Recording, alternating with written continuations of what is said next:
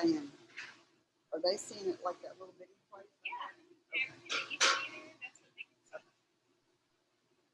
So Paula, if you see that blue got it box on your screen, just click that and it'll go away. And everybody else, if you see that, that just means we're on Facebook. Oh, okay. So don't worry about it. You could, if you hit the word got it, it'll go away. Oh, I don't, let's see. Meeting is now streaming live. I don't have a got it. I do not. I just have two little blue lines up there. Okay, don't worry about it then. Okay. If I see something got it, I'll hit it. Okay. So Sometimes there's a box that kind of gets in the way and you can make that go away. But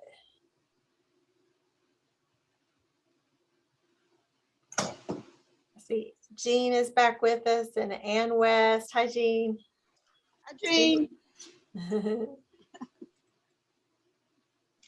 Hi, Paula. Hey, how are you? Good. How are you? I'm doing okay. Good. This will be interesting, to say the least. Well, we don't expect that you're on Zoom all day long. We expect you're in the bakery and out, right, selling your wares. So don't worry about it. This is not an everyday thing for you. That's why we're here. That's why you're not gonna be tested at the end. No. Good. And I will not test you either. Good. Yeah, right. That's a whole new world. Jean and I used to be in a book club together. Long time ago. Yeah, it has been, hasn't it? When you really think about it. And so you live at the lake now, huh? Or you have a house? No, we've got a house at Lake Catherine, but we still live in Little Rock. We've just moved from across the street from Susan to the Cherry Creek area. Oh, yeah, that's nice. Smaller one-level house. Yeah, I hear you. Okay, I'm going to record. And this is so folks can watch you. Do I hit continue? Now I have a box. Yeah, okay. You can hit continue. This is so folks can watch this program later over the weekend or next week. The recordings will be held on our website through next week, through St. Patrick's Day. Then they need to come down.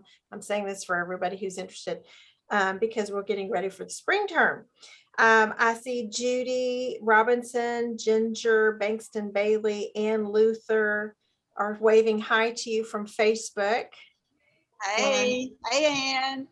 Charlotte Frith is watching, so we're getting some more folks coming in to our Facebook. Betty Vaughn just joined. So folks are coming in to Facebook as well as the Zoom room, but as people are coming in, I just want to say hello.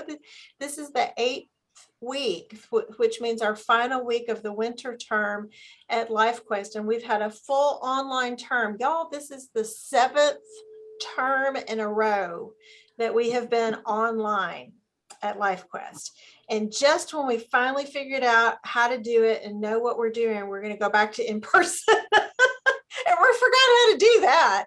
But in the spring, we're going to be back in person with 28 in-person classes and another 10 online classes. But most of those in-person classes will also be online. So that's going to be a whole new animal to try to figure out how to do hybrid classes, which are online and in person. So we're going to be spinning a lot of plates, but I think we've got a good start to figuring that out. So, but our guest speakers have been a really fun part of each term that we've done online.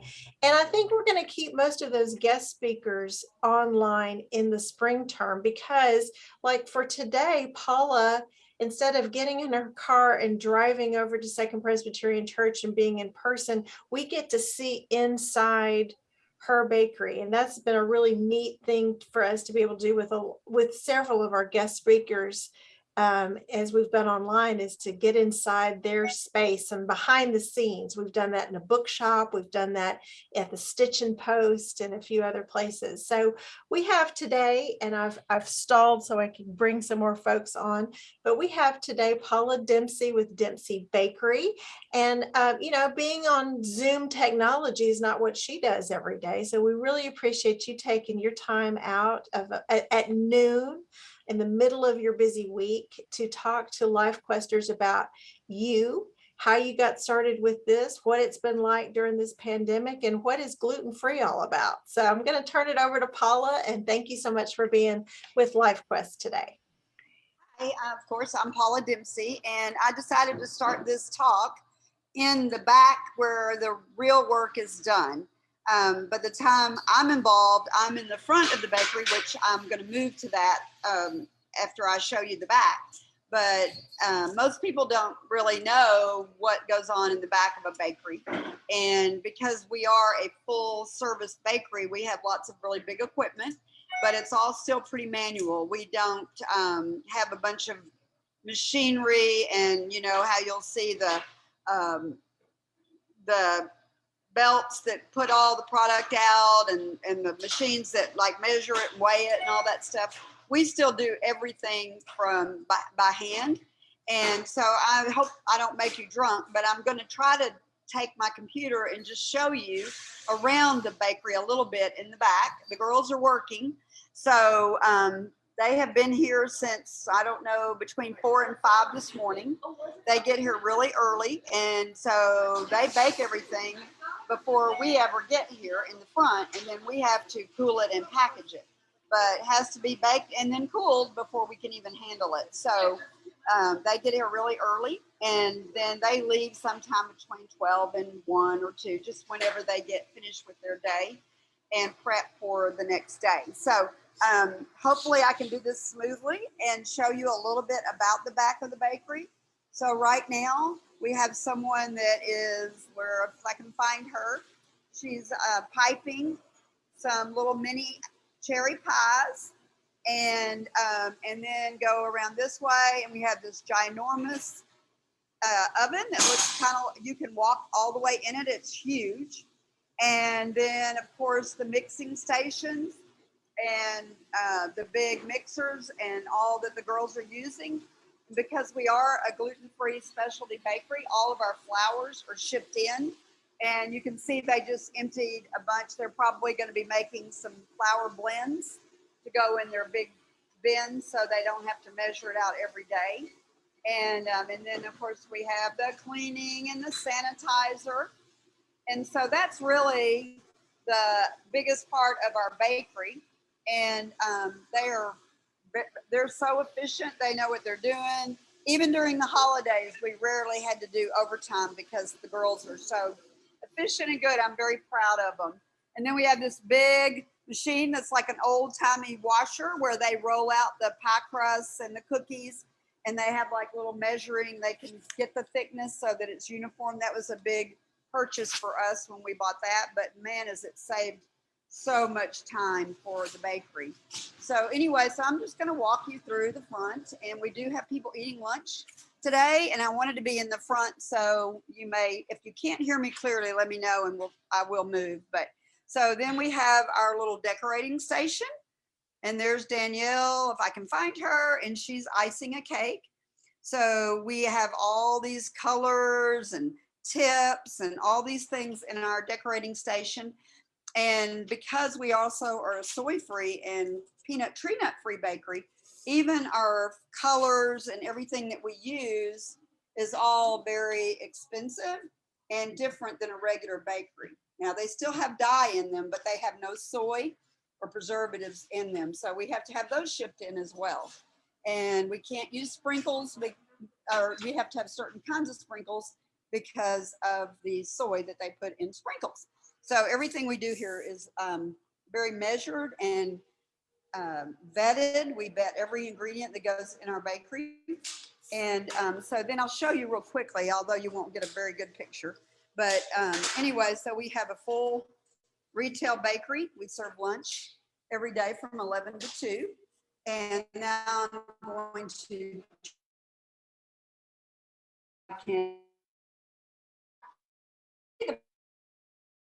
Anyway, so a little bit about me and my story. A lot of people know already, and Jean, but were diagnosed with autoimmune diseases about 15 years ago. and my grandchildren have all kinds of allergies. And so I just decided we needed a fresh gluten-free bakery in Little Rock. And I knew nothing about the food. So I and Paula, you're Recipe. freezing up a little bit. Can you move back to the back again? I think we might could hear you better in the back.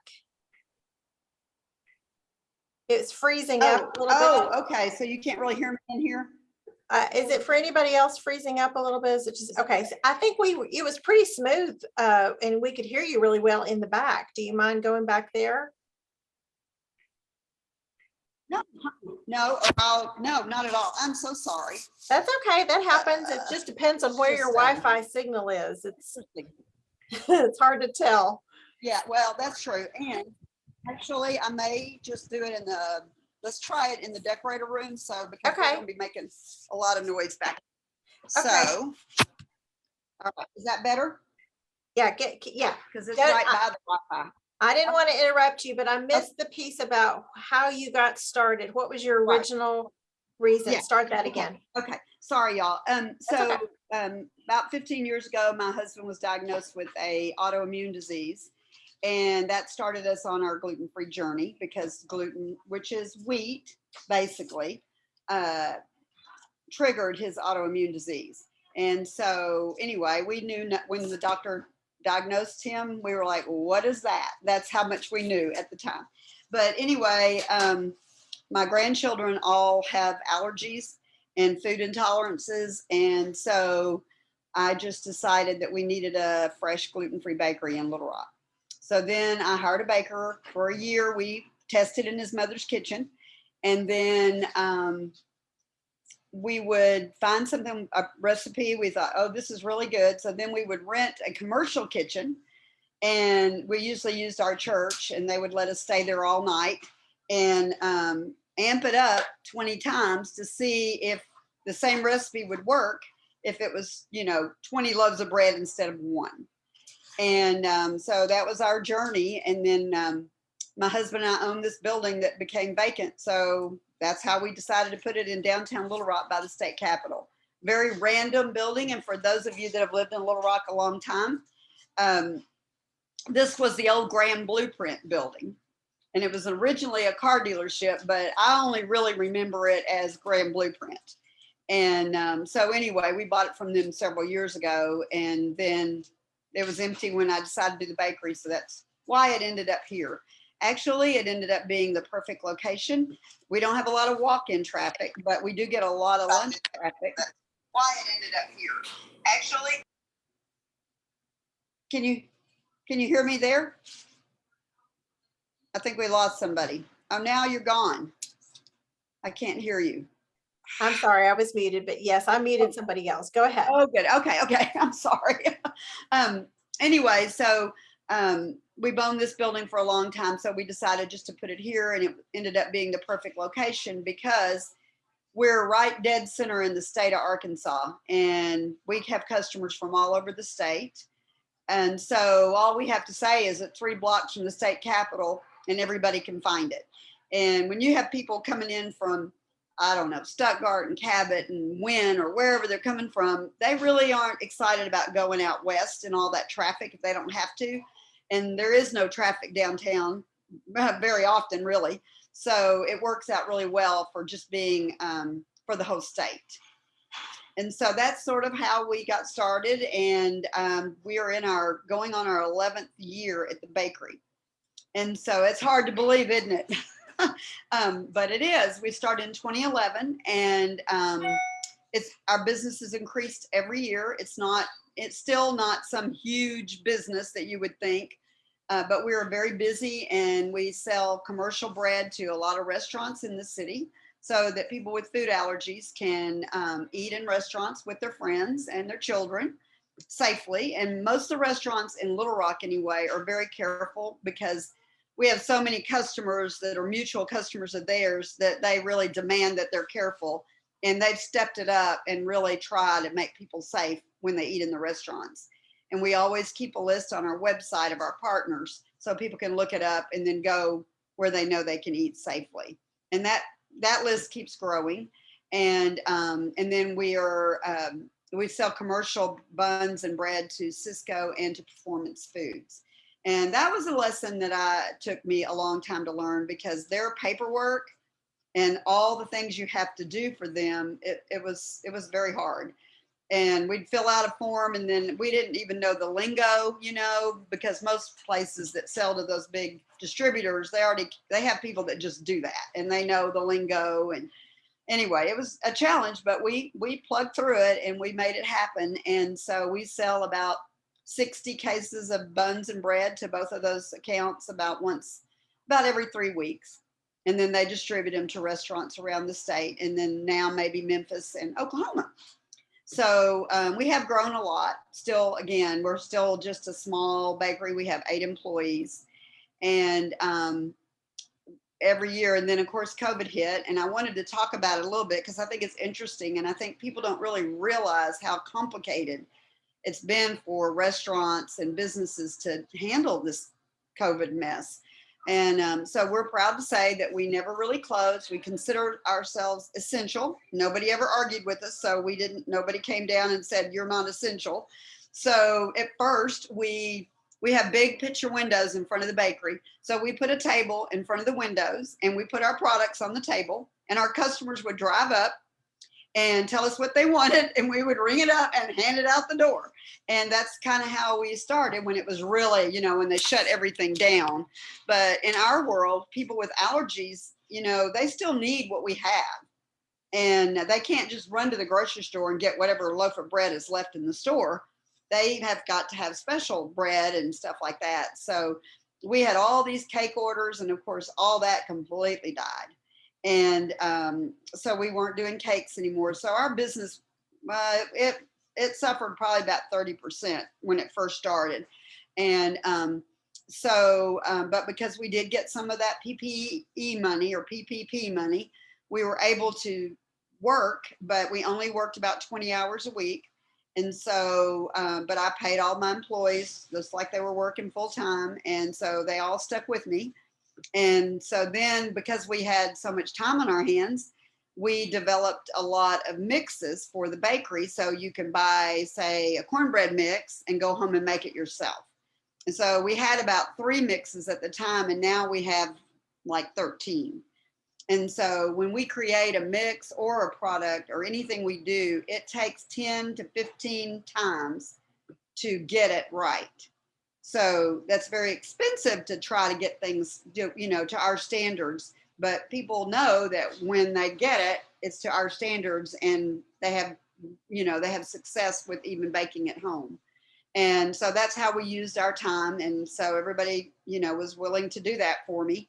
And we would start out with one person at home with their phone, and they would start the recipe, and they would do it and take pictures of it along the way. And then they'd be, oh, it's too wet, it's too dense, it's too gooey, whatever. And then the next person would go, okay, I'll do this. And we just kept doing that all day until we got something that we thought would work as a mix. And then we'd all do it the next weekend at home ourselves, just to make sure that it worked well. And I know a lot of people that are not familiar with this allergy world that we all are living in. You buy mixes all the time in the grocery stores that are, big companies and stuff. And then you make it and it's terrible. And, you don't know till you try it. And then you've spent $6 on a mix and added the eggs and the butter or whatever, and it's terrible. So we are committed as a bakery and as a gluten-free entity that when you buy our mix, 90% of the times, if you do it right, it's going to be good and you're not going to have to throw it away. So you haven't wasted your time or your money. So so then we're rocking along, and we're all back to work, and we started with lunches back and all, maybe this is 2022, so 2021, and we did just fine. We only had 1 employee get COVID, and then 2022 comes, and 1 week we had 1 person out with COVID. The next week we had 4, and we only have 8 employees. And luckily that week was the week we had the ice storm. So we made it through Tuesday, Wednesday. And then I said, we're just going to close for the rest of the week and let everybody get well. So then that group came back. the next week. Then 2 more were out. So anyway, and it's so weird that it would be this late in the game that anybody of us would really get it. And so then one of our employees broke her foot. So we still are not up to full employee capacity, but we made it through it, and now everybody's had it. So hopefully, we won't have that problem again, and we can just keep on trucking. Because when you only have 8 employees and maybe 4 can do a lot of the, like, I can't bake that, I don't even pretend to be back there in the kitchen, and I can't decorate a cake. So if you've got 4 people out, you may not even be able to get your baking done for the day. So, and a couple of them that were sick would come in at night by themselves and decorate the cookies for us and ice the birthday cakes for us. So nobody would be here when they did it. And so, and I think everybody has really had to figure out how to make things work with what's dealt you. And then another thing I wanted to talk about, because I also don't think people understand how deep the supply chain issue is. Because, if you just go to the grocery store and maybe you go to restaurants or whatever, but it has been since June of 2021. So last June, we've started getting these price hikes. We've been getting supply chain. We can't get our products. The manufacturers aren't even making them anymore in commercial size packages, so that we, because we get our flowers like in 25 and 50 pound bags.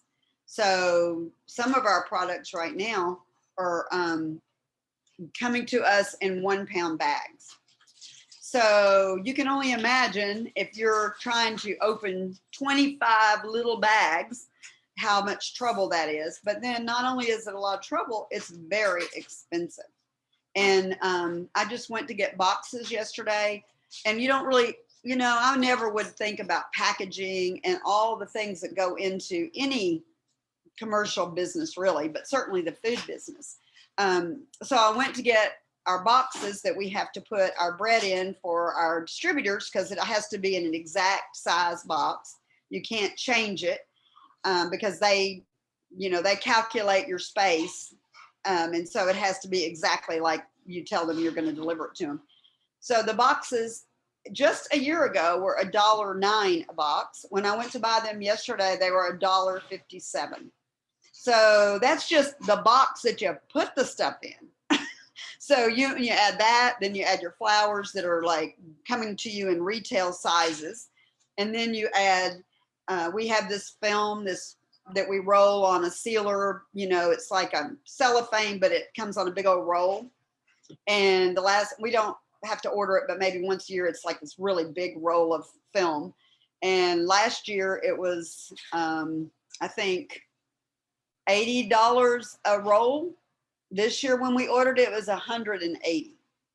So every little thing you touch in any industry right now, I think, but I can only speak for, the bakery and our industry, it's twice as much before you ever even make your product. So when you get frustrated that everything keeps going up and up and up, I'm not really sure where it's going to stop, because now we're also factoring in the gas. And, our companies that used to say minimum was $500 for a small business, that's still a lot before they'll deliver for free. Now it's up to $1,000 and they only come every other week, that kind of thing, because the gas stuff is hitting them really hard too. And so I'm not really sure, but just if you really stop and think about how complicated. I heard a guy on TV the other day talking about the restaurant business and like ketchup.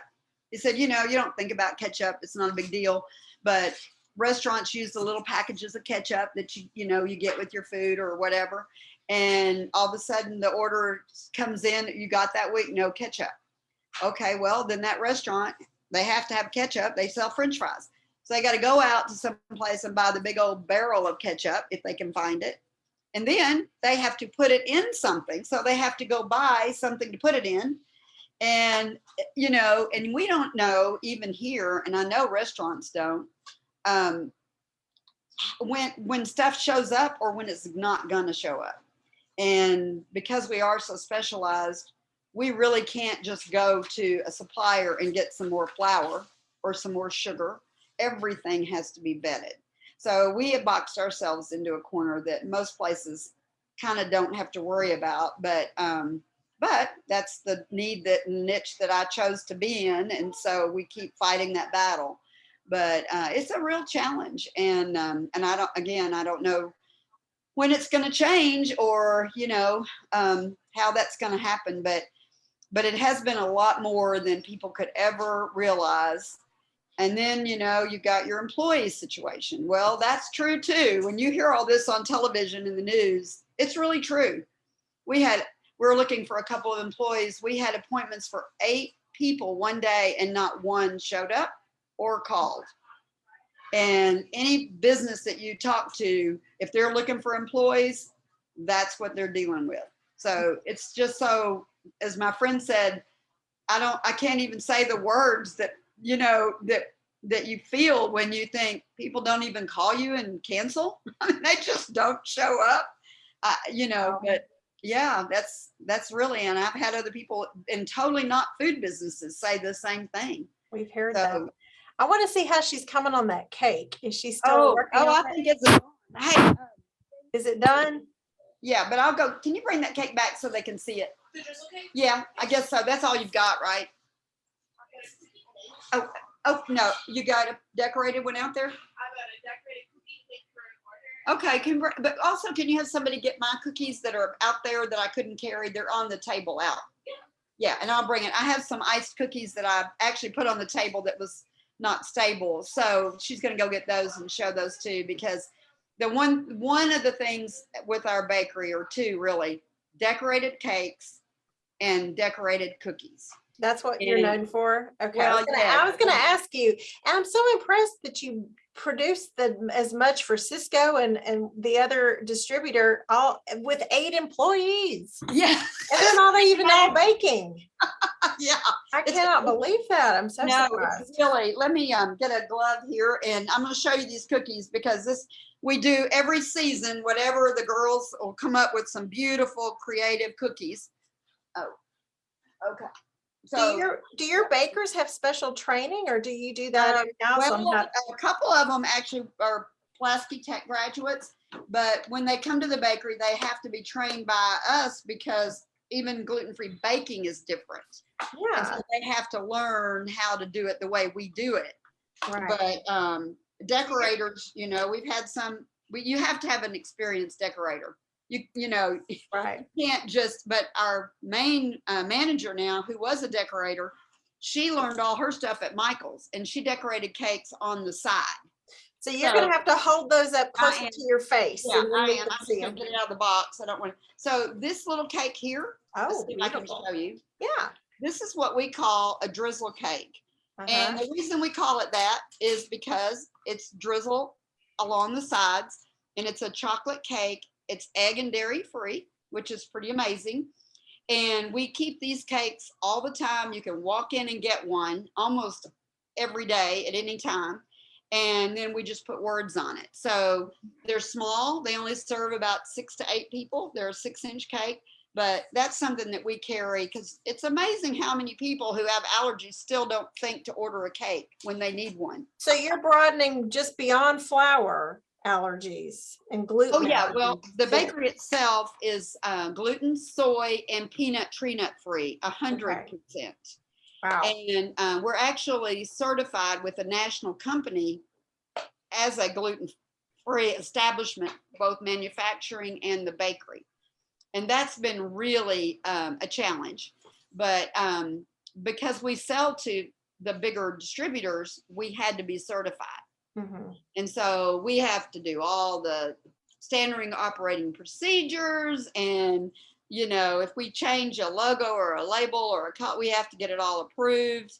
So it's very complicated. But if we want to grow and be in other states, we have to have that certification. So Okay, one of the things I hear people say when the question is, and you've gotten this before, okay, but how does it taste? well, Jean has a thumbs up, so she's a customer. and Luther could tell you, but she has more requirements, so she can't eat our sweets. But she's been with us for a long time she managed the gluten intolerance group meetings and things for a long time, and so she's a big supporter of the bakery. But she, she can only do it by hearsay because a lot of the things we do have sugar and things that Anne cannot eat. But I wanted to show you a couple of our cookies because that's one of our specialties. Let's see if I can hold it up. So it's Oh, St. pretty. Patrick's Day coming, Yeah. and Pot of gold. we love our glitter, and so we try to use our glitter as much as we can. And then we have these cute little shamrocks, and those are we have really these pretty. iced cookies all the time, so people can come in. I mean, they love them. They're a shortbread cookie, and they just melt in your mouth. And because that is one of the things that gluten-free people really can't. Can you there's a tray out by that table that's got bread on it. So I like to show our bread. So anyway, that's things that you can't do. And even if you could bake the cookie, personally, I can't ice them pretty. Never have been able to. But my grandmother used to love, she's German, and she used to love iced cookies, and I would help her. And so for me, every time I see a beautiful iced cookie, it always brings me back to my own grandmother and how special that time was, even though I was terrible at it. So anyway, I wanted to show you one more thing that is one of our other big specialties is our bread. Oh, Now, wow. that is a loaf of gluten-free bread. And if you ever go to a grocery store and look at gluten-free bread, you will be amazed at how big ours is. So if you look at how beautiful, it's got holes. We have customers that'll say, "Oh my gosh, it looks like real bread." And because well, it is real bread. It's just gluten-free real bread. Exactly. But when you look at what you can get in the grocery stores, it doesn't even look like real bread. Mm-hmm. It's not very pretty. And and then our breads are all egg and dairy free as well. So people that are allergic to eggs and dairy, and you'd be surprised at how many people actually are. I was. Yeah. And certainly children, we all know children have egg allergies and stuff, but every day I'm surprised at how many adults actually have the same problem. Gina in our office is shouting, me. I think everybody pretty much knows somebody or has a family member with some type of food allergy. But what I'm wondering about for you, Paula, is you started because your husband and then grandchildren had food allergies. So if it'd been me, I would have figured out how to bake for my family. Like, what a leap you have done. Pretty insane. Like you even said they had allergies, so I made a bakery for Little Rock. I mean, how do you jump from like baking for the city and now the state and beyond? I mean, I don't know. I say it's like having a baby. Once you're in it, you can't get out of it. You've got the baby. And so that's how I feel about the bakery. Sometimes I get tired or discouraged or just frustrated with how complicated everything has gotten. And then I have a customer come in, they're standing there crying and, oh my gosh, I just didn't know. And now I don't know what to do. And I do a lot of counseling, not really counseling, but encouraging and helping people navigate the commercial gluten-free world in the grocery stores. And because we've done it so long that, I kind of know what textures are pretty normal.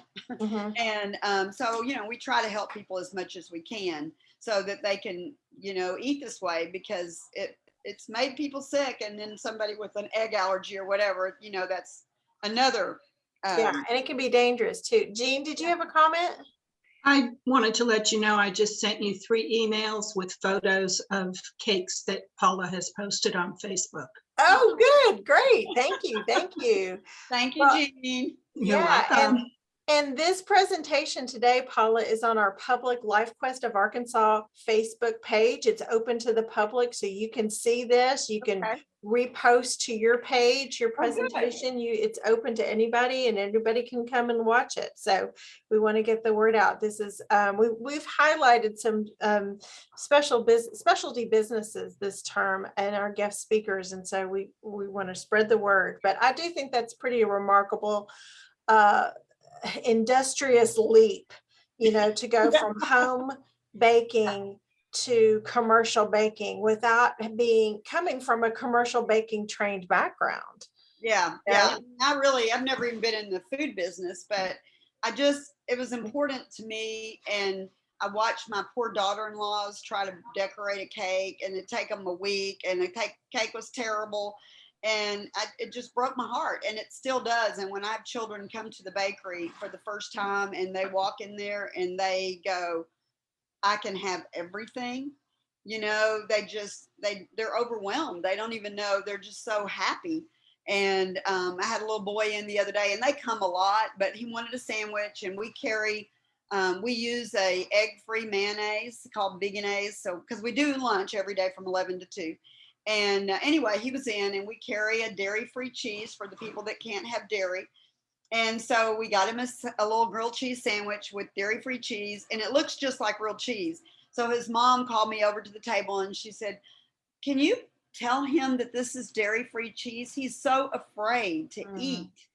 And so I promised him that it was dairy-free, and he ate that sandwich. I mean, every bite of it. And then they were here this week too. And he's like, give me the same cheese you gave me last week. That's so great. you see, in the mothers and the grandmothers, it makes them happy to see their children have a way to eat joyfully and not be so.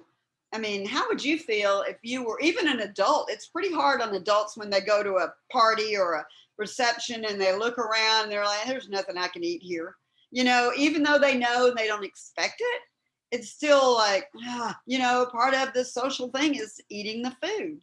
And so then when they're at parties and things like that, and these children have to feel that way, I don't know. It just, it breaks my heart. So it's, What's on your wish list? If one, either a product or a piece of equipment or a portion of your business? What's on your wish list? I guess wish list, there's a couple of bigger pieces of equipment as we grow that we're probably going to have to invest in. Some packaging. I would love, we don't even realize, like, okay, we have 3 packages that are professional with the cellophane in the middle and printed, and they're beautiful packages, but you have to buy a minimum of 10,000 of those to get one. And so Wow. we have all of our mixes that our goal is to start working towards getting, the mixes in professional packages. Right now, we put our flour mix for, say, our cornbread, we put it in a Ziploc, we weigh it, and then we put it in a paper bag with the picture on the front. Well, that's fine for the bakery, and everybody knows we're doing the best we can. However, think about how much more it might expand if they were in beautiful, I mean, we've already designed them. We just can't afford just to do the 10 mixes in packages like that would cost us about $45,000. Well, I mean, it's just staggering and shocking when we take so much of that for granted, when you see all the packaging in the store. Yeah, then we just throw away. Yeah, you don't even think about it being, of course, they're big. They buy 100, 200,000 at a time. Yeah. But even when you buy 10,000 of a package, it will cost you, say, 30 cents a package. But if you bought 100,000, it would only be 3 cents. So then small business, that's why it's expensive, because, what are you going to do with 100,000 packages? You might be dead before you used them all, unless you were, nationwide or something. Wow.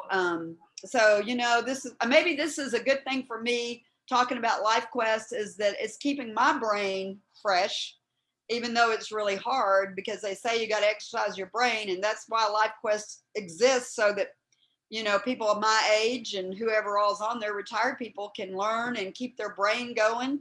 And, we all love learning. So that's what I'm doing at the bakery. I'm afraid You were doing that. You were talking about that as you were figuring out how to fill out all those forms and get your applications to the bigger distributors. You had to figure it out. You were figuring it out when you were taking your home baking to commercial. You were figuring it out, and then doing all that pandemic. I hate the P word, but I'm going to say it. When you had to pivot, to a whole different way of business.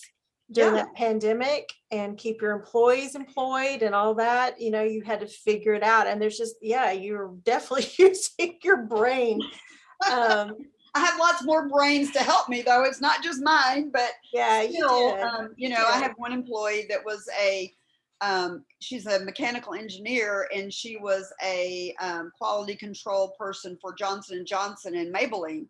And her children had allergies and stuff. So she retired from that work when they were born.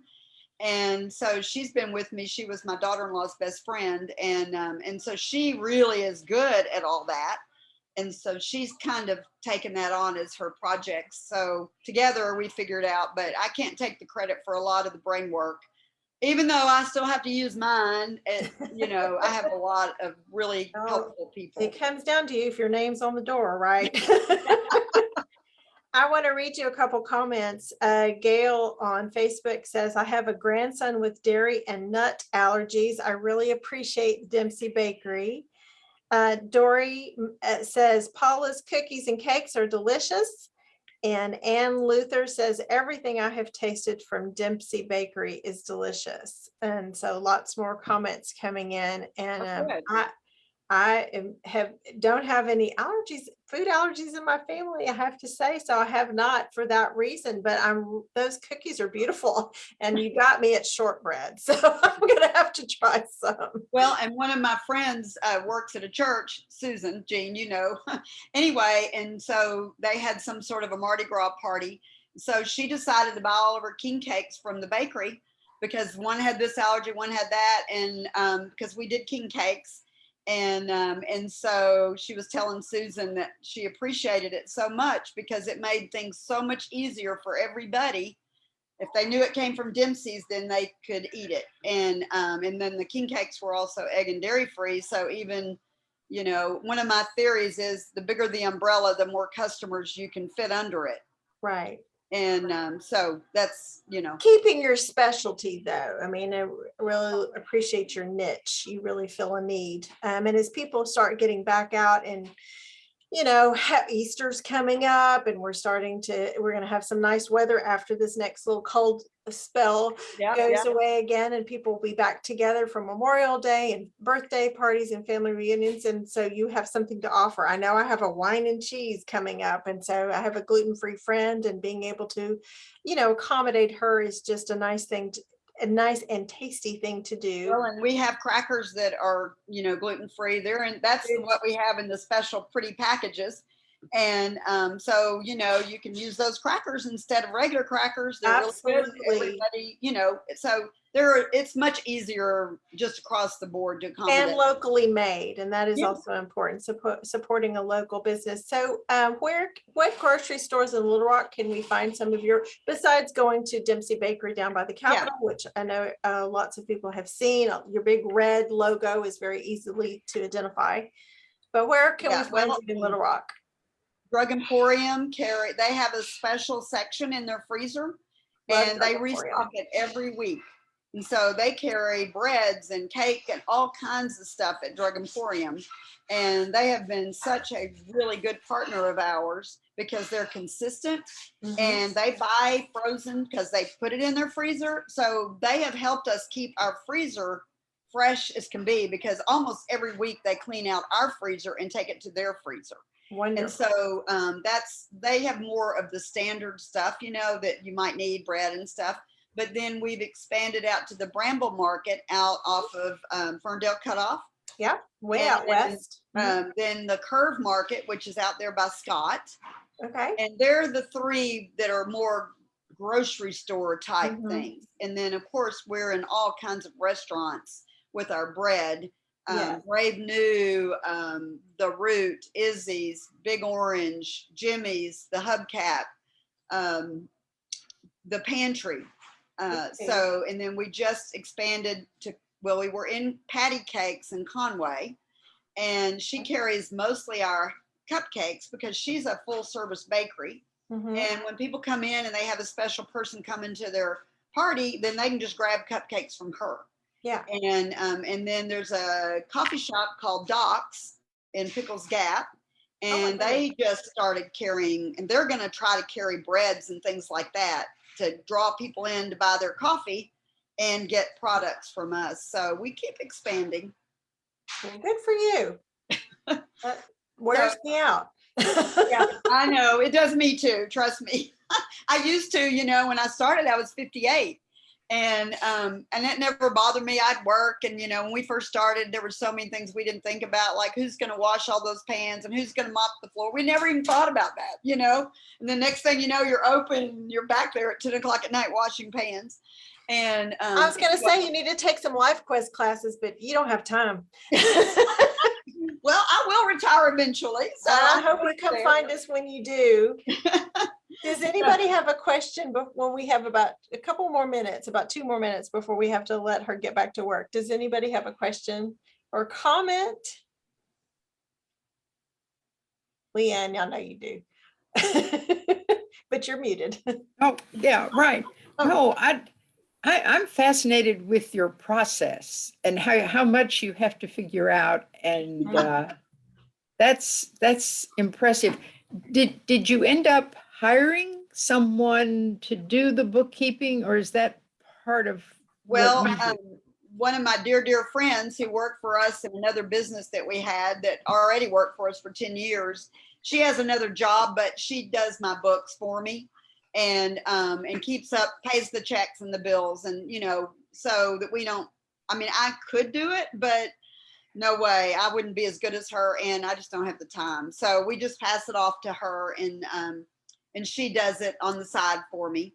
And then my engineering employee is working for me, not necessarily as an engineer, but man, they got a brain. So she's really, helps me a lot. And then right before we started, I incorporated a person that decorated cakes at home, and actually found her through Ann Luther and the gluten tolerance group. And she was involved with our creating the recipes. And then I talked her into leaving her job at Stevens. And she's been with me for the entire time. And she now manages the bakery. And she's the only one in the bakery that can do everything in the bakery. Wow. So Good to have that person. Yes. Yeah, especially since I can't do it all. But so it is a fascinating process, because it's been a really hard, journey. Mhm. But I guess once you're in, you're in. Yep, you're in it for sure. Jean, go ahead. Paula, I still remember when Lisa did her internship in your other Yeah. life. Yeah, yes. Yeah, we had a film company in our other life, and it was all about problem solving anyway for me, because that's what I did. But so maybe that part of me that's just natural problem solver, that doesn't mean I can do the work, but maybe I can solve the problem. Yeah. Well, there's a lot of things that you have to be an expert in, and you can't be an expert in everything, but you have certainly are a good multitasker, and we're worn out listening to you and impressed with all that you do. And I can't wait to try some. I'm going to get some crackers for my party coming up next month, and hope that many of y'all try and sample and have gotten inspired to. Although I think you have kind of a fan base here attending. A lot of people already knew you. Yeah, well, I've been around a long time for one thing, but it is a specialty, and I invite everybody that's on Facebook or wherever, come down to the bakery and have lunch and just see, because you may not have somebody today that has an allergy, but you might have a guest or a new daughter-in-law or a family member that's diagnosed all of a sudden, and at least then you know where to go, and it's good, and it just solves a lot of problems when you're in a hurry or people have sprung something on you didn't expect. Thank you for sharing with us today so much information and giving us a behind the scenes look at the Dempsey Bakery and telling us your story and all that you've accomplished and all the challenges you've been through in the past couple of years. You've stuck with it and are successful, and we're impressed. We're so honored to have you here with us today in the middle of a week at noon, when she has a million other things to do, to share what you do with Life Quest. Thank you so much, Paula. Thanks everybody on Zoom and Facebook for coming with us. Thank you. Bye-bye. Thanks everybody. This is our last week at Life Quest, and so get registered for spring, and we'll see you soon. Bye-bye, Paula. Thank you. Bye-bye. See you later. Okay, bye.